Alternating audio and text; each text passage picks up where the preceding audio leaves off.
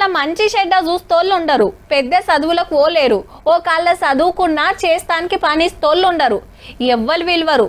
ఇక ఏం చేస్తారు, దుఃఖాల పొంట రోడ్ల మీద బిచ్చం అడుక్కుంటారు. ఏదన్నా తొవ్వ చూపిస్తే ఆళ్ళుగిన మన లెక్కనే బతుకుతారు కదా మరి.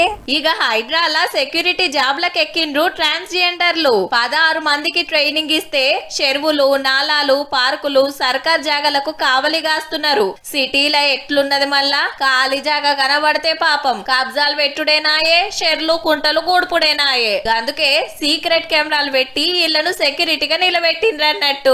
భిక్షాటన నుండి మాకు తప్పించి అందరు మనుషులు ఒకటి అని చెప్పేసి హైడ్రా డిపార్ట్మెంట్ లో ఉద్యోగం ఇచ్చి మేము ఎన్నో ప్రాబ్లమ్స్ ఫేస్ చేసి ఎన్నో కష్టాల నుంచి బయట భిక్షాటన చేసుకుంటూ ఇంకా వేరే వర్క్స్ చేసుకుంటూ ఈ రోజు మేము ఒక ఎంప్లాయీగా నుంచున్నామంటే మాకు చాలా ప్రౌడ్ గా ఉంది. ఏడన్నా రూల్ తప్పి కట్టిన బంగ్లాలు కూలగొడుతుంటే గా పనులు సుతార్చుకుంటారట.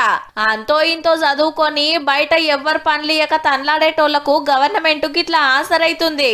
ఆల్రెడీ ట్రాఫిక్ అసిస్టెంట్లుగా రోడ్ల మీద ట్రాఫిక్ కంట్రోల్ చేస్తుండ్రు, మెట్రో రైల్ స్టేషన్ ల సెక్యూరిటీ డ్యూటీలు చేస్తుండ్రు. ఇక ఇప్పుడు హైడ్రాలా రేపు ఇంకే డిపార్ట్మెంట్ లకు వస్తారో గానీ మేం సుతా జాబులు చేస్తున్నామని ట్రాన్స్జెండర్లు అయితే ఖుషీలున్నారబ్బా.